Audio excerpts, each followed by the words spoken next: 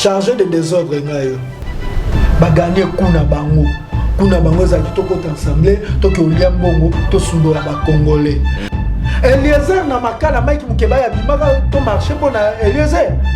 Est-ce que Eliezer na place à organiser marche de Santa pour organiser marche de libération Mike Mukeba idée? Et après, ils vont payer des journalistes pour distraire le Congolais. Ce qui est papa Koufi maman Koufa. Tout le monde a un cimetière et papa Tango. Ce que yango bato bongo biso ba Congolais to lobisa bango lisusu te. Tant que tole la makambo est que Eliezer n'est pas au pays. Il y a aussi un pays, on a sa marche de santé. Eliezer n'a tant oyo avec le Lukamukanda mairie. Pour aller à Yébi non, Bongo Congo, les gens vont y abisoter. Eliezer a la biso palais na bango. Alors que c'est biso pas attendre à qui ni a attendre maman on a tata notre invité to yeba ta cousine na yo. Mais banda Eliezer abima député na Lamuka. Marche nini ya Lamuka bomona Eliezer. Eliezer to yeba tata nete na maman neto mona na ba vieux. Parce que on comprend que ça congolais. Tente to tio mona tata nete na maman né. Tente to mona na Milou. Thierry le commando bandolo baza burundais. Ti ba Pedro Kanda bandolo bakaza burundais. Pour Eliezer va la mission na système ya Tintin. Je na moni vraiment na nzela via le kanga pena leka. Depuis que ça somo na ngate 25 secondes na okende. Marambo Eliezer dana kangisa Eliezer nini bakolo trouble bisoye tobito okende te Kaja News.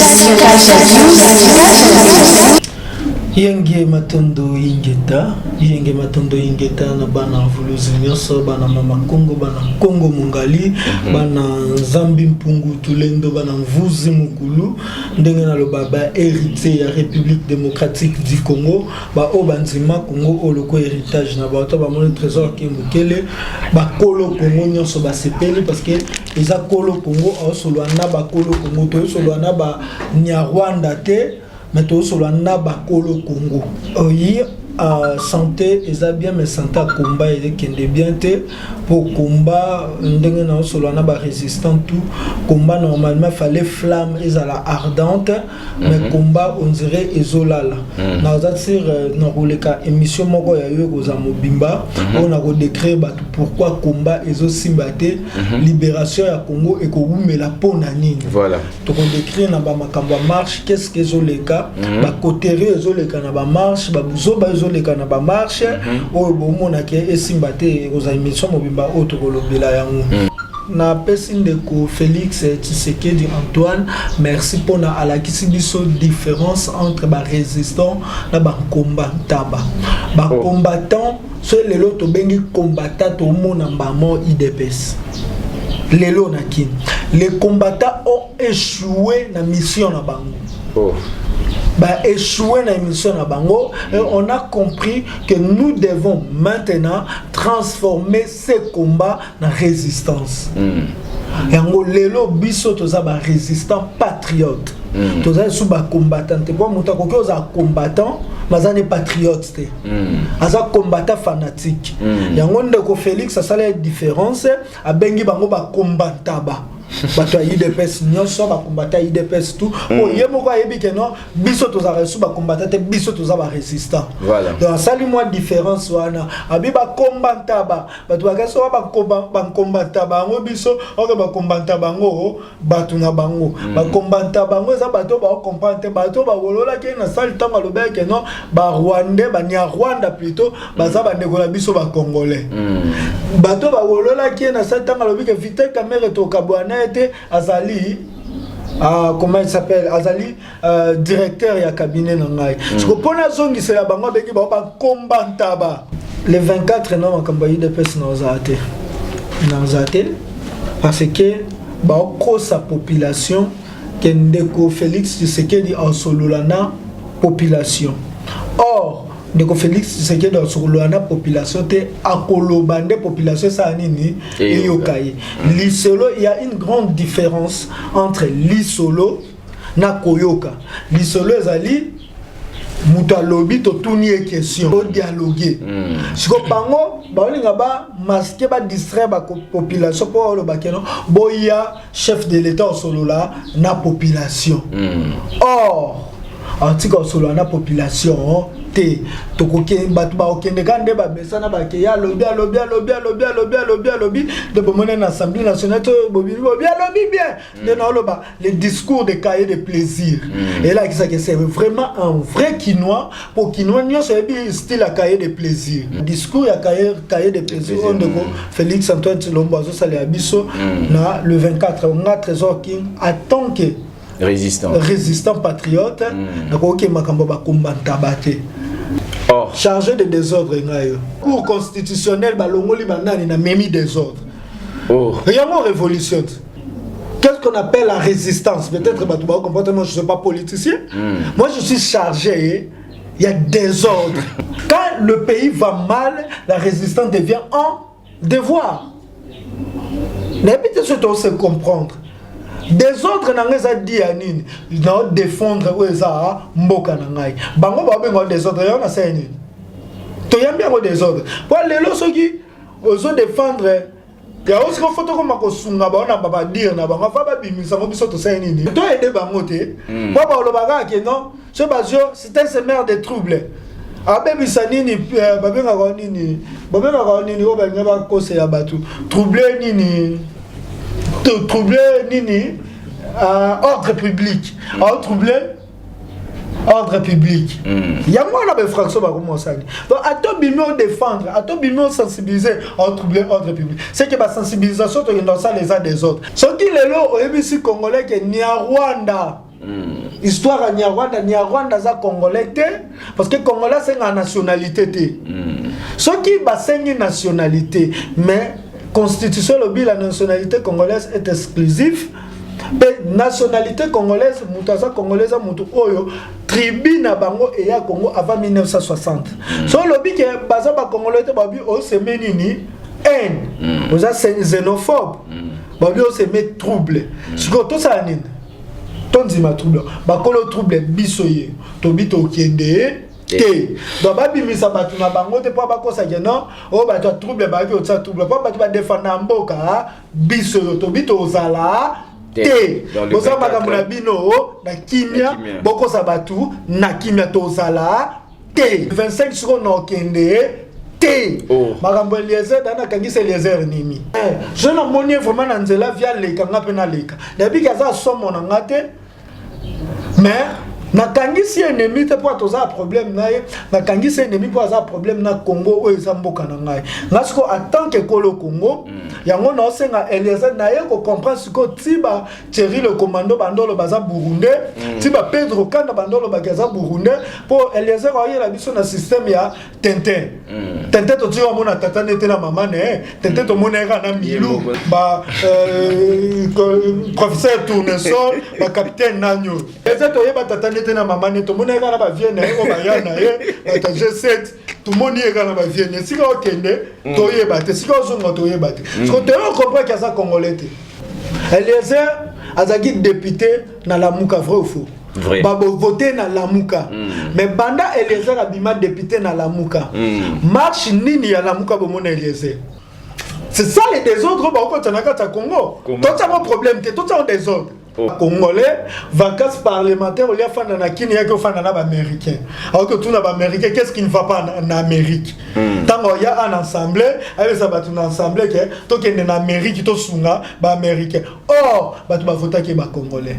Ba pese olingo, ba ka sende ko na bango to voter. Yango to songa siko na recherche o ba ndeko na biso ba résistant pour to bando biso Eliezer ala biso parler na bango. Ala biso pa ata na Kini awa maman on a tata no to ebite to yeba ta cousine na yo neveu na yo oncle na yo Eliezer na temps oyo a ko luka mukanda Amérique po ni ayebi ke non mboko Congo eza ngo ya biso te le roi de Zucho to luka mukanda Amérique après le bito to fana biso na Amérique to koma ba américain tande ba longola ba nini ba masque na bango et pour distraire le peuple. Tant que tu la makambo est Eliezer n'est pas au pays, il y a un pays pour ça marche de santé. Santé à la Congolaise médiocre, il y a ça marche de santé pour petit bango bien. Ta distraction, je suis contre toute personne qui a distraire le peuple congolais. Dans ça contre contre Mututu. Moi, je l'ai toujours dit. Ce qui maman nangaï. A comme na Rwandais. Ce maman nanga a comme distrait batu pour batu battre les Rwandais. Même maman nanga to kabwana. De quoi les airs tamboué. Koulou tout les airs tamboué. Tout ça qui naïe. Ami pesi moi na kolo lupango. Ayeba kinini. Qui kolo lupango. Bateka lupango. So ami pesi moi na kolo mabele. Mabele bateka amote. Kolo lupango abi qu'un jour to teka lupango na biso to kaboli mbongo to kiei. Azuma comment le roi lupango. Lupango to ebi que non ata batike libino. Première génération les deuxième troisième génération tout sur ba ça nini. Bateka lupango. Siko lelo to komi to démasquer bango, to bimisa bango. Ndemo na Christelle Vwanga. Christelle Vwanga léon na assemblée nationale. Christelle Vwanga zaki ba kiosque bozo mona Christelle Vwanga. Lelo baté présidente. Il y a droit de l'homme, il y a commission droit de l'homme dans l'Assemblée nationale. Christelle Vwanga lobé sikani. Batu ba okufa na makala Christelle Vwanga dabo yoka loba. Rossi Mukenzi. Procès à Rossi Mukenzi. Lelo, il y a quelqu'un soulevé na parler, matoke na procès wana poza chargé à droit de l'homme. Encore l'Obapé, Amérique s'impliquer. Makala, ils ont construit pour 1500 personnes. Aujourd'hui, Makala baza 8713 personnes. Tout ça qui dimanche nan de komai ki mukeba ina Makala. Bon, expliquez, qu'est-ce que Christelle fait? Christelle a commis un mois dans oh, bah, comment tu as na terrain, bah, Christelle, bah, bunda moté. Bah, yebi vie à bah, Congolais. Moi, na moi, bah, fanda na commune. Il faut que tu bah, commune, bah, fanda, bah, outa, bah, wapi. Après, tu vas décrire à moi. Christelle, va bah, bah, tu yebi, bah, yeba, qui est, mutu moko. Oh, il y a une commission de droits de l'homme, mais au bas de Moïndo a coupé na est, elle a impliqué na au bas de Wabando c'est la peine à est à Moka Congo, taximène mais ba bêtier ma ça c'est moi na lusha babi aza activiste pour démocratique, activiste il y a droit de l'homme. Tu comprends le droit de l'homme a coupé Christelle à l'obélote, honorable Christelle Vwanga, ça va tout ba ensemble. Ba gagner kuna bango za kitoko t'ensemble to ke oliam bongo to sundola ba congolais siko yango ba to bongo biso ba congolais to lobisa bango lisusu te kulu tu Daniel Saf vient nga matete vient nga ebisa ka petit to sa maka bebele na matete na yo mais lelo na okanga mala viete poani vient na ba marche mona na lisuté na tuni ba biso nga via ça na bureau Jeannette Kabila. Oh. Tu vas bien faire ça, bureau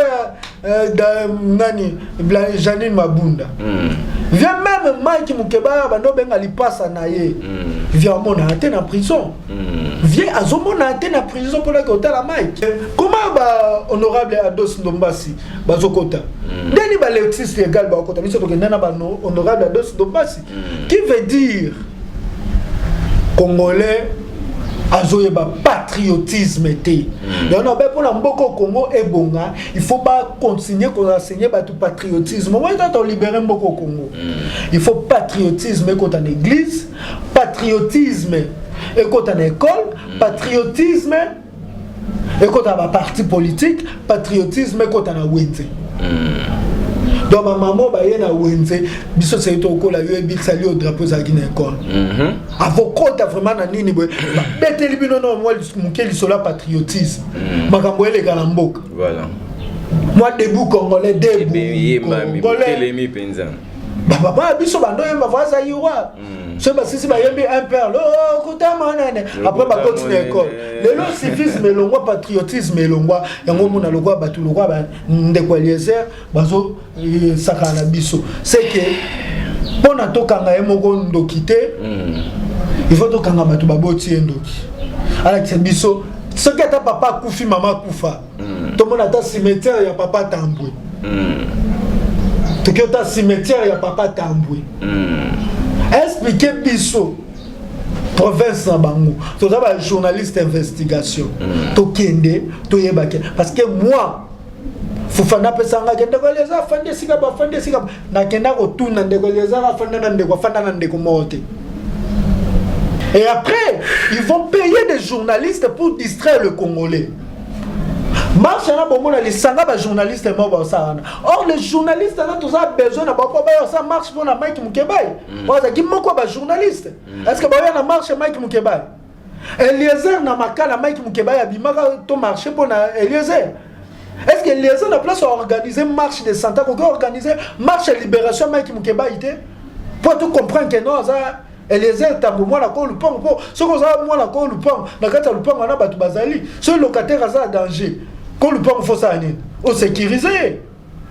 Baïba banda la muka otangi Félix Tshisekedi te otangi Vital Kamerhe te po ba moto bazara na la muka ti lelo la visa biso papier au Félix Tshisekedi aya bina longwe la muka alongwa la muka te azaka na kata la muka je sais pas si on a cause nous devons connaître banani bayaka na ba belge na banani ba okota lelo yo parce que le danger que boza ko accepter patwana baza ba ndeko na biso ti lelo bazokota po baza mabele te ba luka mabele beaucoup qu'on recensé bangoté ata ba o ba kota na poto ba umela na poto baza ba nationalité ya poto jambo yoka ke non belge azo matongi apesa ngo ba congolais ke komi ya ba congolais matongi zaka ya banani ya ba belge mais congolais afanda kuna aza zaïrois d'origine zaïroise de la nationalité belge mot de la fin zali j'en appelle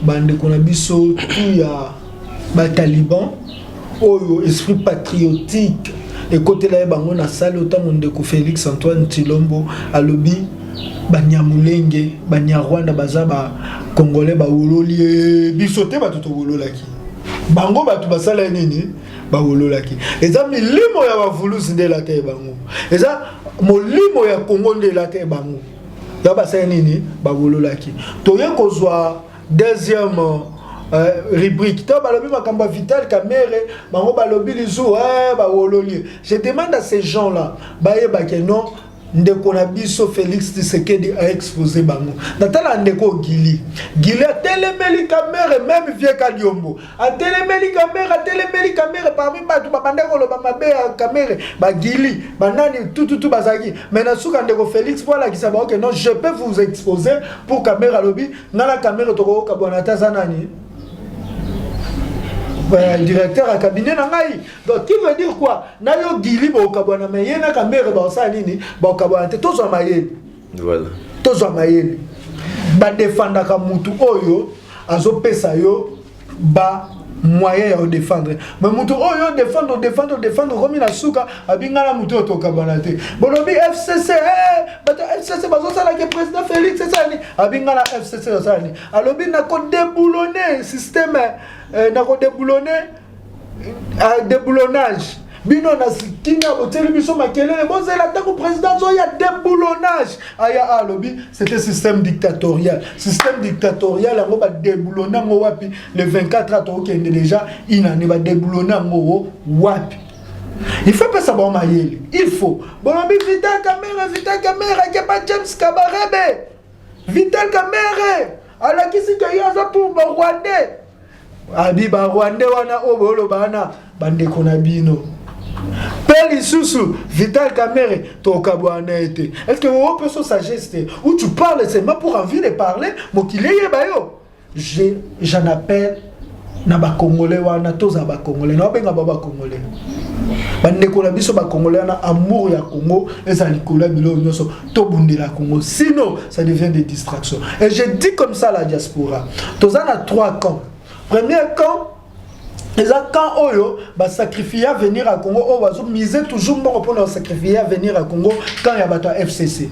Va miser bon pour sacrifier à venir à Congo. Deuxième camp, les quand ils ont misé bon pour distraire le peuple congolais. Parce que tout ce qu'ils disent, c'est de la comédie politique, de one man show politique. Et on n'a pas distrait le peuple congolais, bah misembo. Tous la troisième casa quand il y a pas patriote, bateau va défendre Mboka Congo, mais on n'a pas de moyens. Voilà.